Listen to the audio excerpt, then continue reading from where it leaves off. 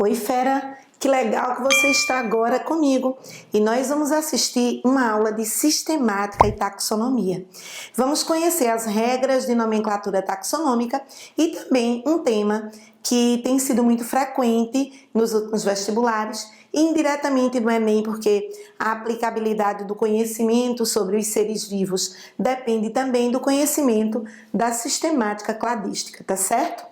Bem, mas antes, vamos analisar uma cena do cotidiano. Senhor Américo, morador do Rio de Janeiro, foi visitar familiares em Petrolina, no Nordeste. Pediu ao sobrinho Paulo para comprar frutas e legumes. Deu a seguinte lista: 2 kg de aipim, 2 kg de mexerica, 3 kg de laranja e 2 kg de uva. Seu sobrinho Paulo, ao chegar com as compras, disse que só encontrou a laranja e a uva.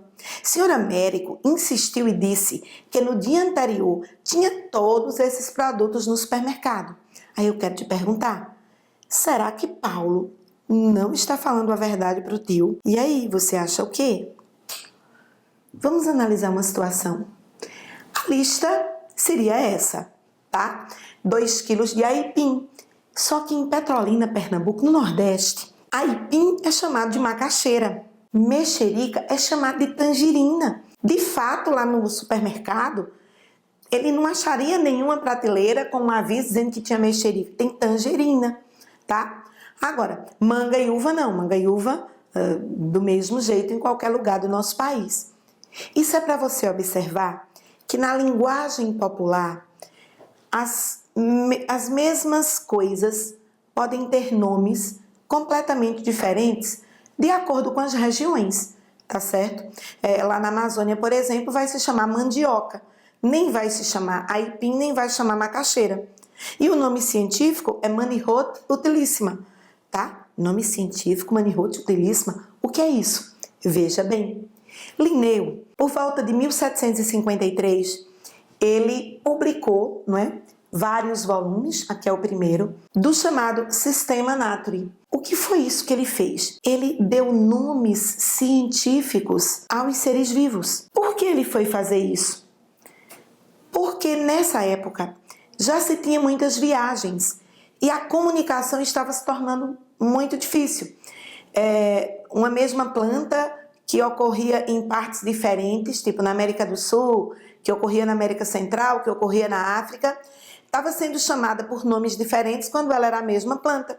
Então, Linneu pensou, exatamente, e saiu dando nomes científicos. E aí, é assim que nasce a taxonomia.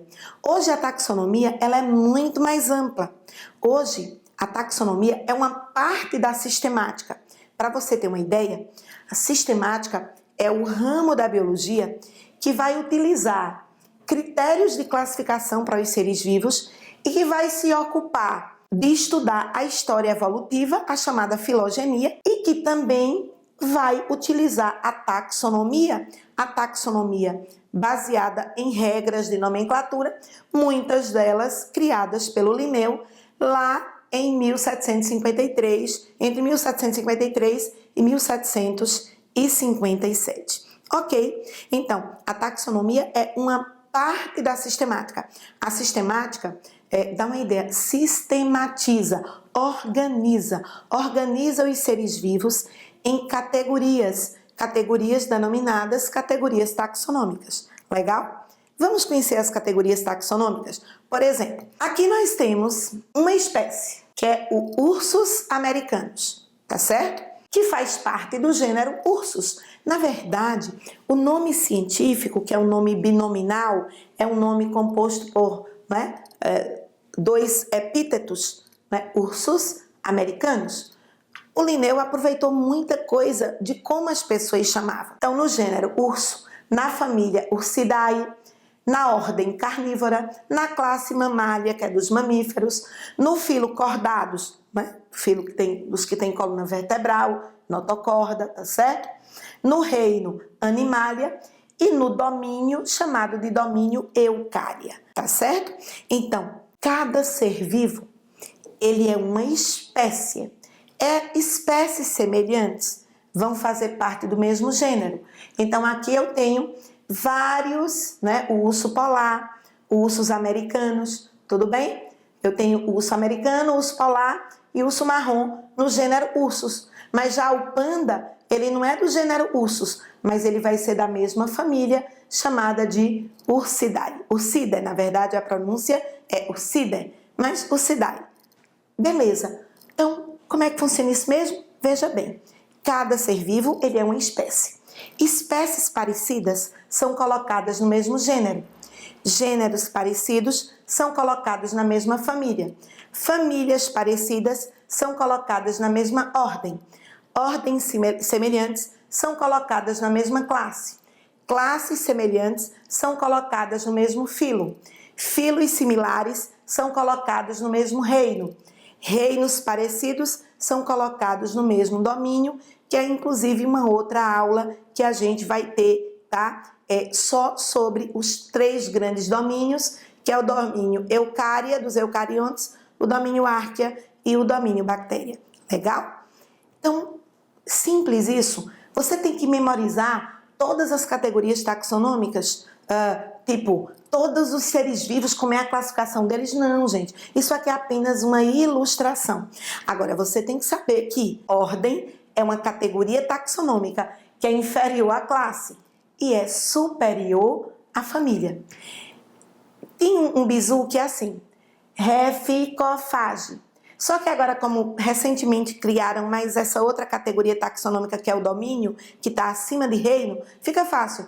Dó-ré-fi-có-fage, tá? Dó-ré-fi-có-fage é a maneira de você guardar a sequência das categorias taxonômicas. Dó-ré-fi-có-fage. Simples isso, não é? Vamos só fazer um esquema básico da taxonomia do gato, para a gente ver até que ponto o gato e o urso vão ter similaridades. Vamos fazer uma comparação, tá certo? Vamos fazer aqui a taxonomia do gato. Você gosta de gatos? Eu gosto. Eu tenho 2 gatos, 2 cachorros. Aí é uma confusão, mas eu amo, tá? Vamos listar. Domínio, reino, filo, classe, ordem, família, gênero e espécie, tá? Então vamos lá. Colocando aqui o domínio do gato, tá? Ele é um eucarionte, é o domínio chamado de eucária. Gato é animal, o reino é animal, também chamado animalia. Atenção, também chamado metazoa. Vamos discutir isso. O filo, ele é um cordado. Filo, cordata. A classe, gato é mamífero. Então, a classe é mamália.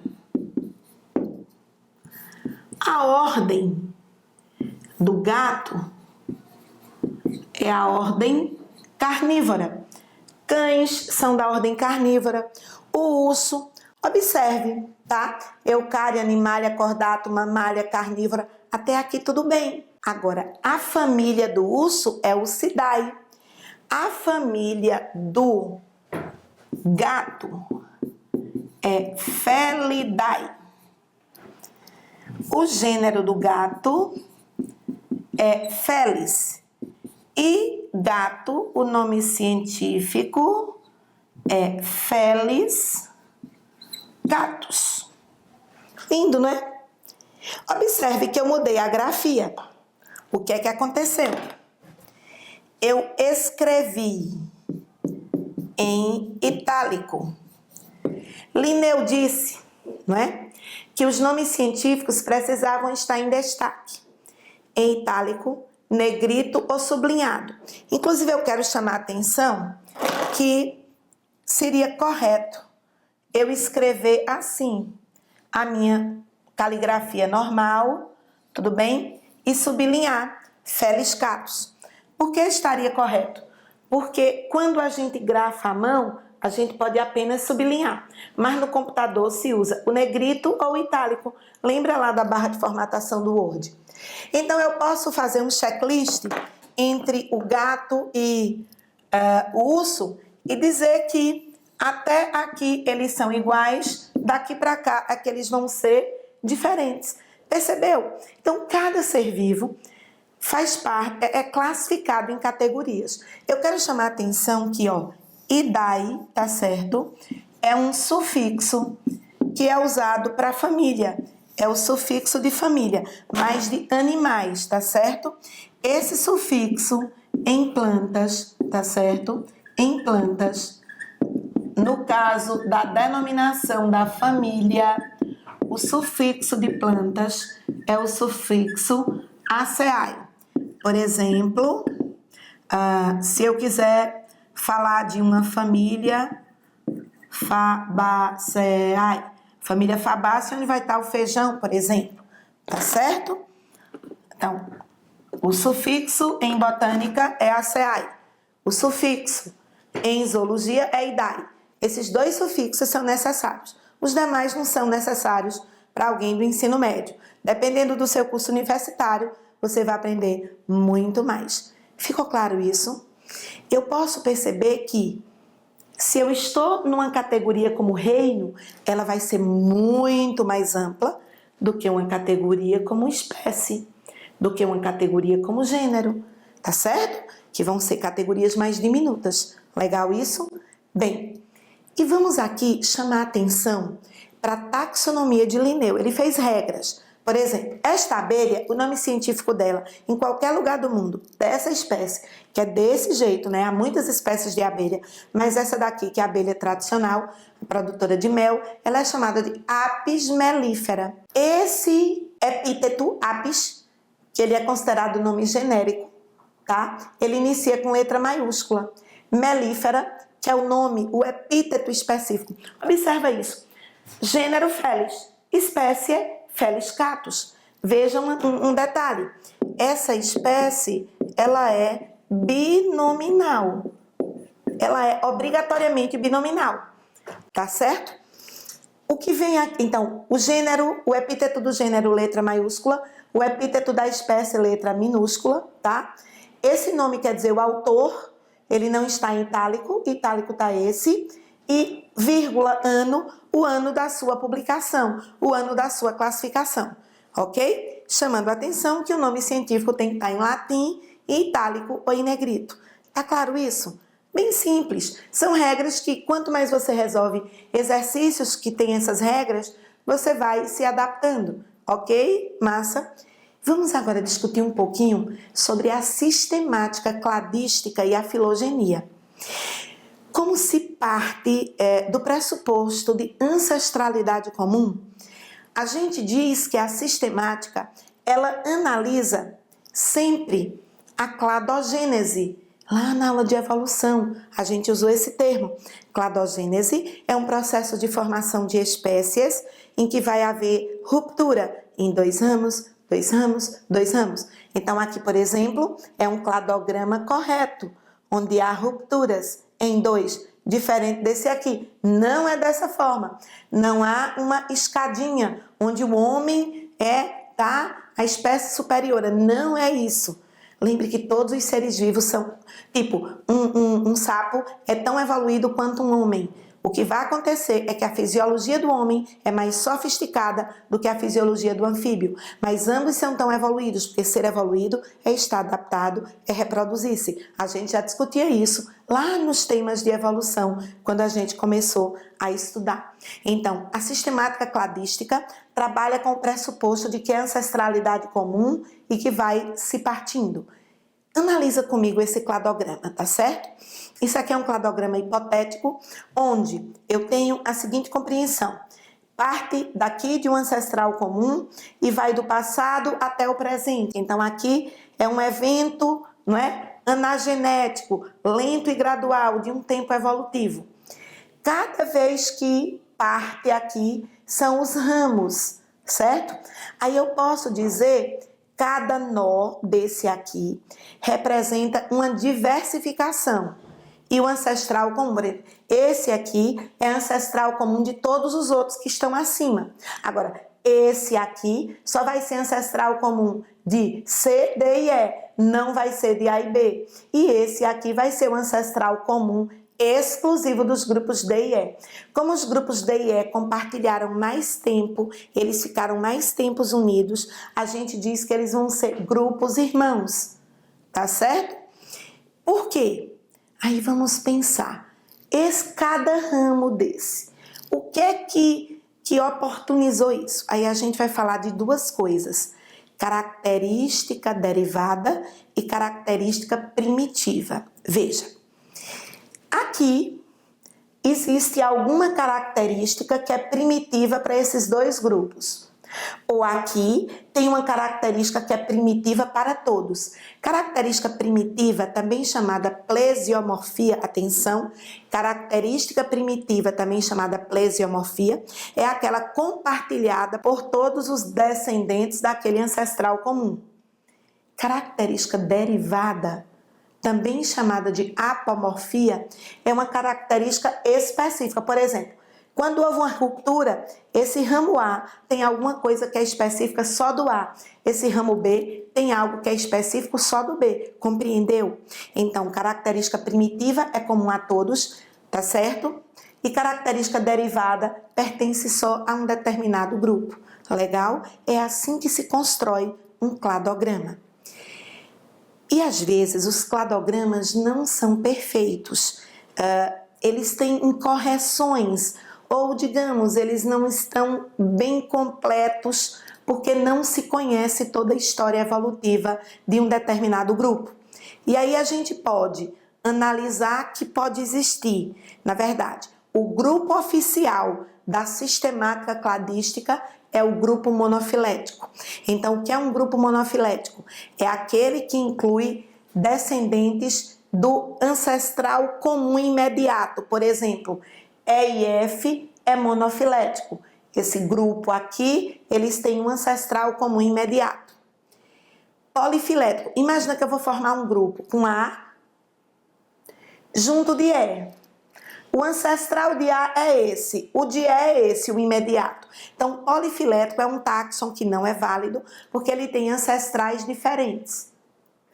Parafilético era para ser monofilético, mas ele não incluiu todos os descendentes do mesmo ancestral, ele se tornou parafilético. Por exemplo, se eu pegar aqui, eu posso dizer que A, B, C, D, E e F é monofilético, porque todos eles têm esse ancestral aqui, simbolizado por esse círculo verde. Mas por que B, C e D está parafilético? Porque excluiu descendentes de um mesmo ancestral. Então, parafilético é um grupo que não incluiu todos os descendentes do mesmo ancestral. Então, se eu coloquei um grupo para ser B, C e D, eu deixei de incluir A, deixei de incluir E e F, eu tinha que incluir todo mundo. Aí ele se tornou parafilético. Polifilético é quando eu peguei ancestrais que não, numa árvore que não está interligada. Como aqui eu peguei A e peguei E, né? Eles não estão diretamente interligados. Tem vários ancestrais diretos comuns. Ficou claro tudo isso? Beleza? Só chamando a atenção que esse grupo é o grupo válido, o monofilético. E aqui neste caso, eu também montei um monofilético para ter os que serão mais parentes, que é o chamado grupos irmãos, certo? Vamos resolver uma questão? O cantor Djavan escreveu a música Farinha. Veja um trecho dessa música. A farinha é feita de uma planta da família das euforbiáceas, de nome Manihot utilíssima, que um tio meu apelidou de macaxeira. E foi aí que todo mundo achou melhor. A farinha está no sangue do nordestino, eu já sei desde menino o que ela pode dar. No contexto da música, deduz-se que a letra A diz: o nome científico da macaxeira é Manihot. Letra B, o termo utilíssima precisa ser grafado com letra inicial maiúscula. Você acha que é isso? Observa como é que está grafado. Epíteto do gênero, epíteto da espécie. A espécie é Manihot utilíssima. A espécie precisa ser, pelo menos o quê? Binominal. Então, né, você já elimina aqui que o termo utilíssima ele vai estar grafado absolutamente com inicial minúscula, e eu quero dizer que ele não poderia ter acento. Nome científico não tem acento gráfico. Tá? A palavra utilíssima na língua portuguesa, ela tem acento, mas o epíteto utilíssima do nome científico Manirrhotia utilíssima não tem acento, certo? Aqui, ó, um errozinho com acento. Manirrhotia utilíssima, novamente o acento, segue as regras estabelecidas por Darwin demais errado. Não é porque não foi Darwin que fez isso. Quem foi mesmo? Quem foi? Muito bem, foi Linneu. A letra D vai dizer a espécie Manirrhotia utilíssima pertence ao gênero Manirrhotia. E a letra E vai dizer a família é uma categoria taxonômica superior à classe. O que é que você acha? Letra D, letra E. E aí, vamos lembrar das categorias taxonômicas? Vamos lembrar? Ó a cola, domínio, reino, filo, classe, ordem, família. Família não é superior à classe, família é inferior à classe. Então não pode ser a letra E. Muito bem para você aí que já estava respondendo letra D. Poxa, você está ficando cada vez mais perto da sua aprovação. Continue dedicado, continue dedicada, tá certo? Porque não tem coisa melhor do que a gente realizar sonhos. Um abraço muito grande, um cheiro, até a próxima aula.